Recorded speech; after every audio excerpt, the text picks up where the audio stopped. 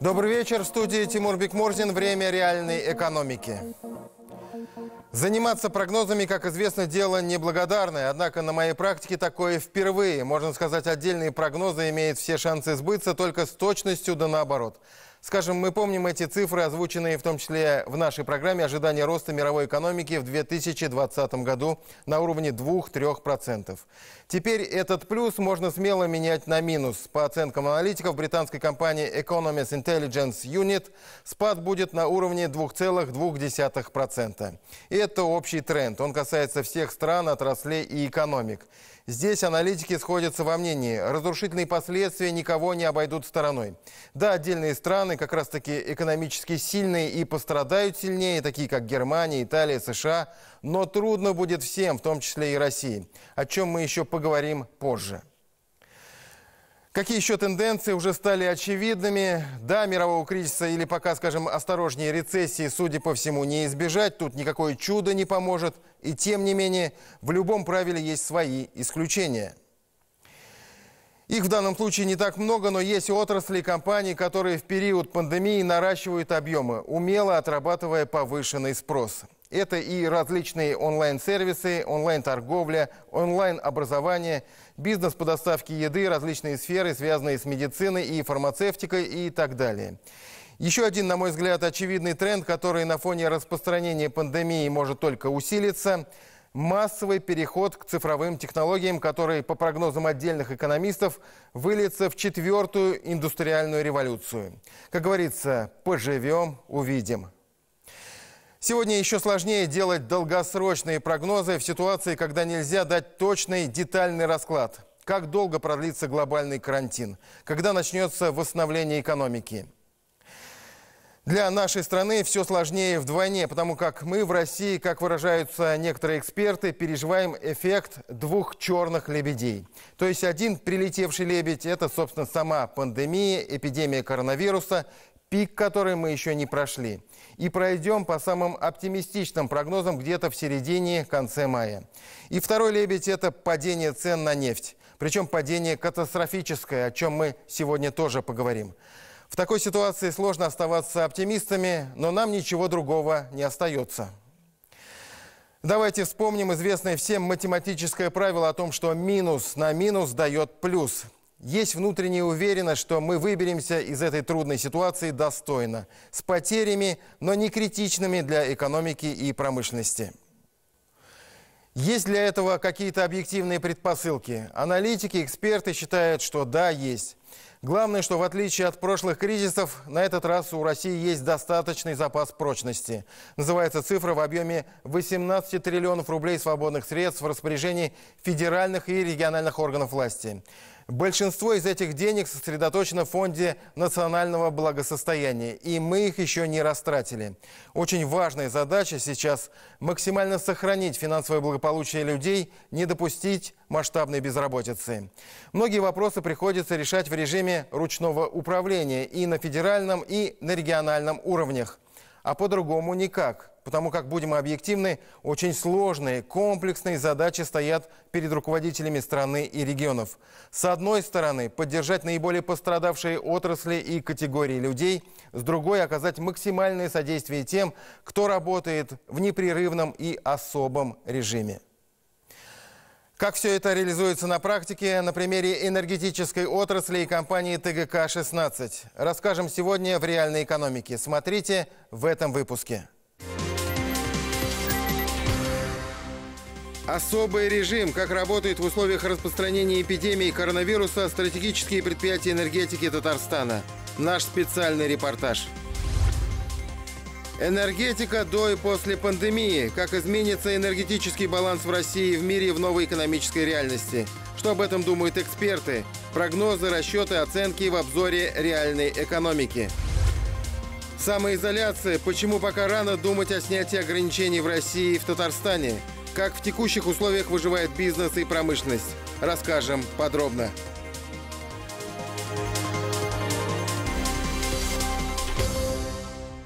Мы уже не одну неделю на самоизоляции, и выдерживать жесткий карантин все труднее, но потерпеть придется. Лучше это принять как данность, потому как даже пика распространения пандемии мы не прошли. Когда он наступит в России? Очевидно, что в разных регионах и городах в разное время. Хотя общие прогнозы уже звучат. По оценке специалистов Сбербанка, которые рассчитали математическую модель, пик заболеваемости в России наступит в период с 5 по 10 мая. Об этом рассказал глава Сбербанка Герман Греф. Он же добавил, что коронавирусный кризис, увы, будет затяжным и рассчитывать на быстрое восстановление не приходится. И в этой ситуации для бизнеса крайне важно эффективно использовать сложившуюся ситуацию. Просто ждать, когда все закончится, нерационально. Критически важно подготовиться к грядущим изменениям. Ну и важно сохранять жесткий режим самоизоляции, особенно в ближайшие недели. Почему? Есть ведь в мире не такой распространенный, но иной опыт. Скажем, президент Беларуси Александр Лукашенко считает, что лучше умереть стоя, чем жить на коленях. В соседней с Россией стране до сих пор не ввели карантин и не придерживаются строгих правил дистанцирования. С белорусами в какой-то части солидарны. В Швеции, Бразилии, в Мексике, в Гонконге относительно мягкие карантинные меры действуют. И в Японии. Так кто же прав в этой ситуации? Давайте обратимся к мировому опыту и вспомним, что большой карантин, увы, не новость. Мир сидел на нем ровно 100 лет назад, когда по планете гулял смертоносный грипп, известный как испанка. Он унес 50 миллионов жизней, почти каждый третий житель планеты переболел. Каждый 10-й заразившийся умер. Да, разница есть и между COVID-19 и испанкой, косившей молодое, здоровое, трудоспособное население. И да, есть разница между архаичным хозяйством вековой давности и современной высокотехнологичной экономикой. Однако эксперты видят больше параллелей, чем отличий. Как и сейчас, в 1918 году ответом стали самоизоляция, маски, жесткие карантинные меры. Как и сейчас, кто-то вел карантин намного раньше, кто-то выжидал, и время все расставило по местам. Тот, кто поторопился, оказался в итоге в более выигрышном положении. Причем сначала всем было одинаково плохо, но вот возвращение к норме после эпидемии оказалось быстрее в тех местах, где сразу ввели карантин, ограничили физические контакты и подтянули гигиену. Да и, к слову, это подтверждает и новейший опыт с эпидемией коронавируса. Речь не только о всем известном Китае, но и о Тайване и Сингапуре. Этим странам, без промедления севшим на карантин, не только удалось ограничить распространение инфекции, но и, похоже, сгладить самые неприятные экономические последствия пандемии. Поэтому подумайте об этом, если вам покажутся излишними или слишком суровыми те меры, которые предпринимают сейчас власти в России и в Татарстане. Все это делается для сохранения и населения, и экономики в конечном счете. Я здесь противоречия не вижу. Как переживает сложный период в Татарстане, какие меры предпринимаются властями для поддержки бизнеса и отдельных отраслей в нашем кратком обзоре.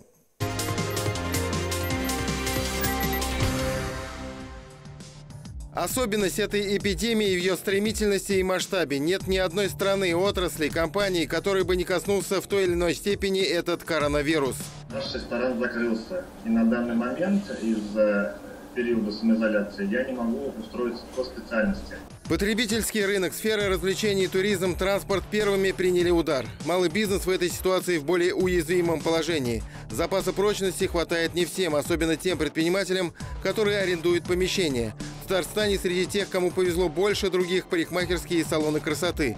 Они недавно снова открылись, правда, работают в новом формате, с соблюдением строгих правил. Между клиентами безопасное расстояние, после каждого дезинфекция. Вы по записи? Да. Людей не так много, но многие ходят в масках, многие нет.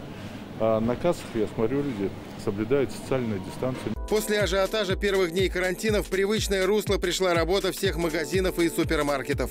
В этих условиях важно сохранять спокойствие и не допустить массовой безработицы. А для этого нужно поддержать и тех, кто работает в непрерывном режиме, даже если спрос на продукцию снизился и экономической выгоды от такой работы стало меньше.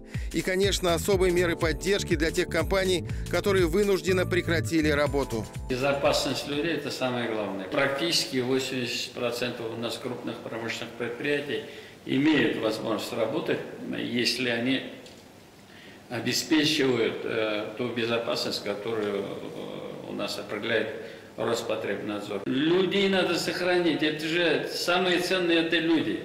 Поддержку и помощь окажут как на региональном, так и на федеральном уровнях. О новых мерах недавно распорядился президент России Владимир Путин. Глава государства уточнил, прямую безвозмездную помощь от государства получат компании малого и среднего бизнеса в объеме 12 130 рублей на сотрудника.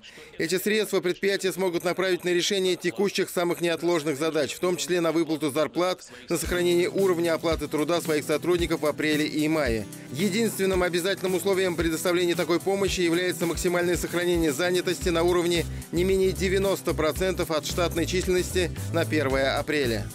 Что касается бизнеса крупного, ситуация непростая, но контролируемая. Многие вопросы приходится решать в ручном режиме. В Татарстане по итогам первого квартала этого года производство на предприятиях нефтегазохимического комплекса увеличилось на 8%. Положительная динамика по выпуску нефтепродуктов и пластмассовых изделий. Падение наблюдается по химической продукции и добыче нефти. В первом квартале выросли объемы нефтепереработки на 20%. Однако платежи базовых предприятий комплекса в бюджет республики сократились более чем в 2 раза. Основная причина падения прибыли у крупнейших налогоплательщиков. Вырос спрос на отдельные виды продукции в связи с коронавирусом – маски, защитные костюмы, лекарства. В этих условиях стратегическим предприятиям отрасли нужно оказать дополнительную поддержку, отметили на заседании Совета директоров Татнефтехим Инвестхолдинга.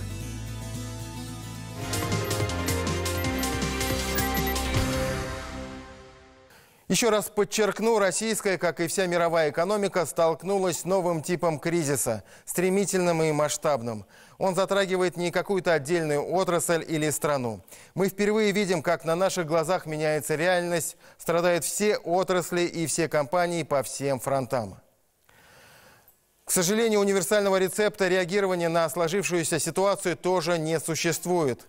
Многие решения принимаются в режиме быстрого реагирования, и понятно, что есть отрасли и предприятия системообразующие, стратегические. Для государства критически важно обеспечить их непрерывную работу, сохранить коллективы. Даже, а точнее особенно в этот трудный период. Энергетика – одна из ключевых в этом смысле отраслей.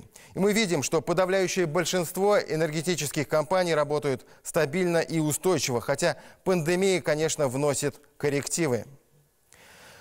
Как работает стратегически важное предприятие энергетической компании ТГК-16 в этот непростой период? Руфина Мукминова продолжит.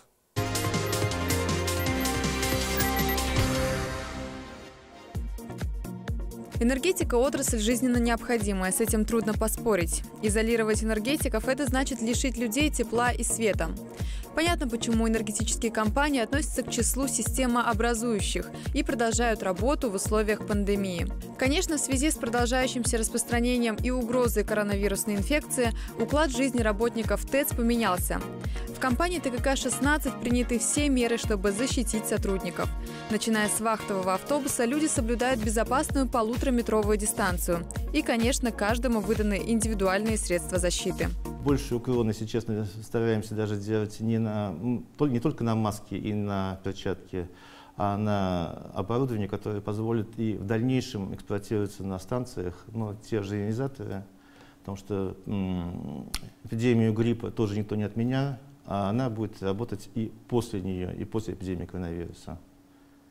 Поэтому мы хотим, чтобы то, что мы приобретаем, оно работало не 3 месяца, а работала достаточно большие сроки. Маска и перчатки. Теперь это постоянный атрибут формы энергетиков. Начиная с контрольно-пропускного пункта и каждые 4 часа в течение дня у работников ТЭЦ проверяется температура. Несмотря на то, что сотрудники работают в перчатках, на каждом столе стоят антисептические средства. Работники станции понимают всю ответственность перед населением и строго выполняют все показания для того, чтобы устранить угрозу заражения.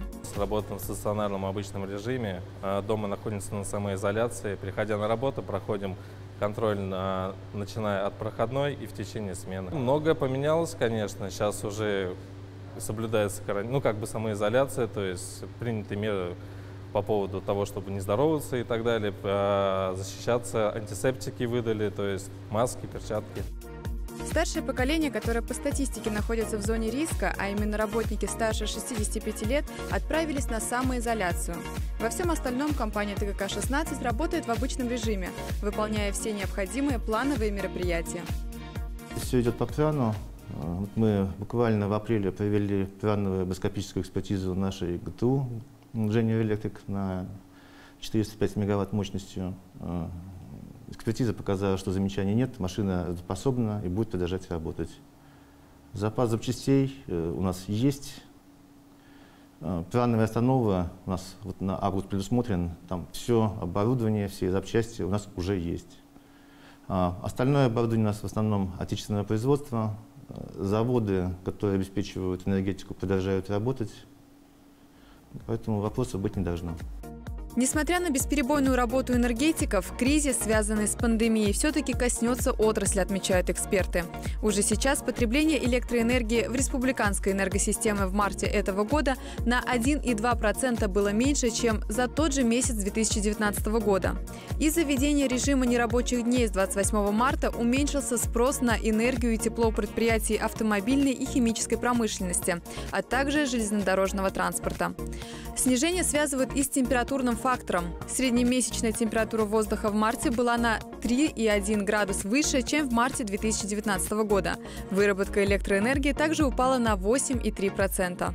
С объявлением выходных дней по стране мы чувствуем снижение потребления электроэнергии.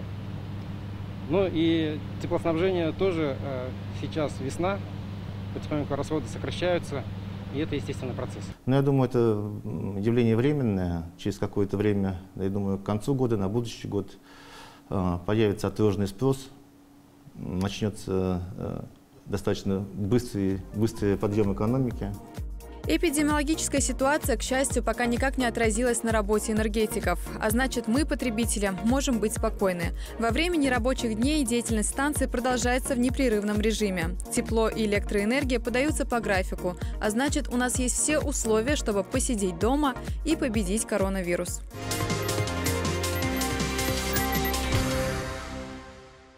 Как бы то ни было, мы живем в условиях новой реальности. Реальность опустевших улиц и городов уже не устрашает. А вот отрицательная цена на нефть – это что-то уже из ряда вон. Мы как будто оказались в параллельной вселенной, где продавцы нефти готовы платить по $40 за то, что вы заберете у них добытую ими нефть, писало агентство Bloomberg. Что на самом деле произошло? Очень быстро эксперты расставили все по полочкам. Конечно, понятно, что никто доплачивать за полный бак не будет и не собирается. А минусовая цена относилась не к самой нефти, а к так называемому фьючерсу, финансовому инструменту, обеспеченному нефтью, то есть к договору на поставку сырья в определенный срок. Получилось, что фьючерс был майский, истек он в апреле, а поскольку нефть сейчас никому не нужна и понятно почему, за день до истечения контракта инвесторы попытались избавиться от него любой ценой. Так любая цена оказалась отрицательной.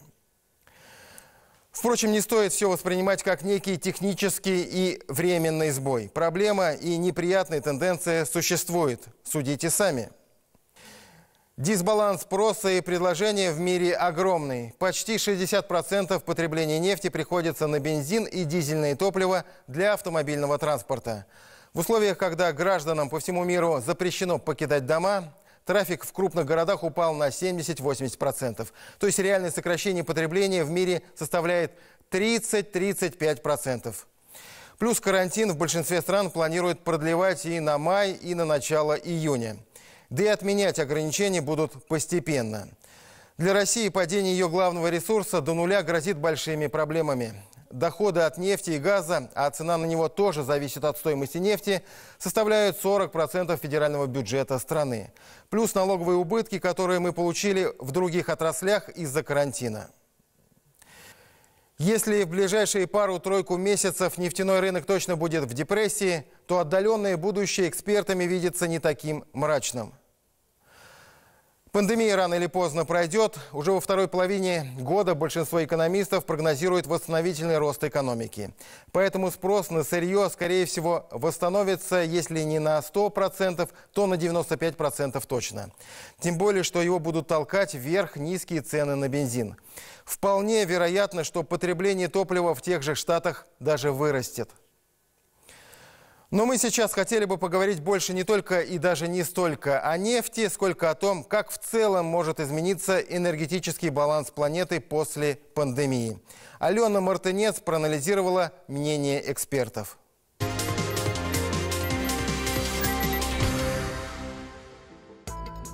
Остроту проблеме пандемии к апрелю этого года добавило падение цен на нефть. И, конечно же, такое положение дел не могло не сказаться на сфере энергетики. Ведь нефть, а точнее ее производные, по-прежнему один из основных источников энергии в мире на сегодняшний день. К тому же, в связи с карантинным режимом на рынке потребления тепло- и электроэнергии произошли заметные изменения. Так, в России в среднем снижение энергопотребления составило около 10%.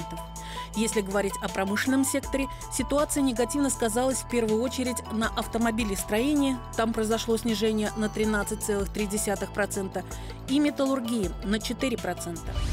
Однако есть и такие отрасли, которые увеличили производство и, соответственно, энергопотребление именно в этот период, говорят эксперты. Речь идет, например, о химической промышленности и нефтепереработке. В первом случае рост составил 5%, во втором – 1%. Режим самоизоляции лишил небольшие компании малого и среднего бизнеса клиентов. Население стало терять платежеспособность. Бизнесу татарстанского предпринимателя Кирилла Миняева крах не грозит. Его предприятие выпускает стратегически важный продукт – хлеб.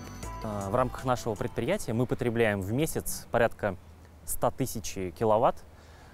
В целом ситуация у нас не поменялась. Мы работаем круглосуточно. Сферы обслуживания, сферы развлечений гораздо меньше начнут тратить энергии, ввиду того, что даже после карантина люди не сразу побегут в магазины за роскошью, либо пойдут в кафе, рестораны. Какое-то нужно будет время, чтобы освоиться финансово, привести себя в порядок.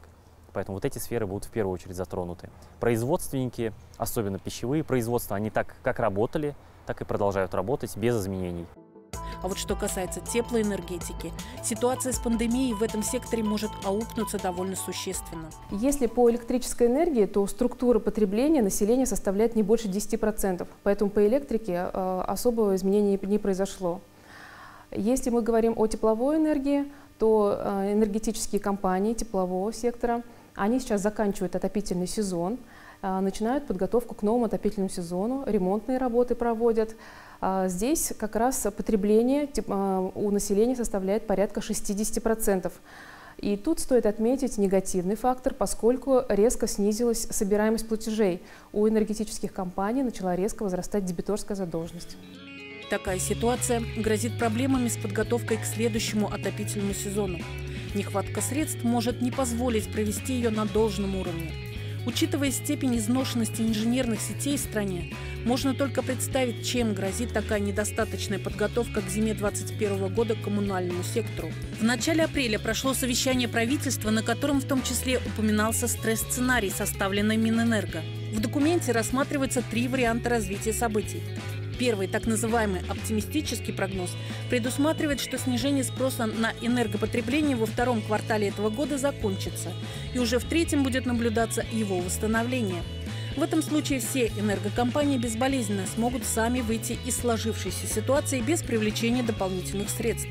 Второй вариант, пессимистический, подразумевает снижение спроса на энергопотребление во втором и третьем квартале и постепенный возврат в четвертом квартале. Это потребует незначительных инвестиционных вложений для поддержки энергетических компаний.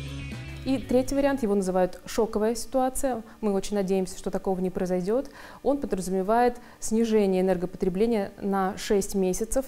В этом случае, по нашим расчетам, произойдет снижение валовой выручки энергетических компаний до 15% и снижение уровня собираемости платежей с населения до 20%. Как отмечалось до пандемии, мировой рынок энергетики за последние годы все больше интереса проявлял к возобновляемым ресурсам. Так называемую зеленую энергию получает из солнечного света, ветра, дождя, приливов и геотермальной теплоты, тех самых источников, которые пополняются естественным путем. По некоторым данным, около 18% мирового потребления энергии удовлетворялось до последнего времени именно таким способом. Сейчас же некоторые эксперты говорят о грядущем вытеснении зеленой энергетики на фоне супердешевой нефти и газа. Российское министерство энергетики осторожно отмечает, в настоящее время не фиксируется влияние сложившейся эпидемиологической обстановки на реализацию проектов возобновляемой энергетики. Будет ли какое-то влияние, станет понятно позже, отмечает в Минэнерго. Как бы то ни было, уже сейчас понятно, что мир вокруг нас уже никогда не будет прежним, в том числе и в экономической сфере. Весь рынок перекроится полностью. То есть мы уже не вернемся к тому, с чего начинали, еще буквально месяц-два назад. Возможно, это для кого-то плохо. Я считаю, что это новые горизонты открывает для нас. Появятся новые организации. Люди перестроятся уже на более экономичный бизнес, на более низкие затраты.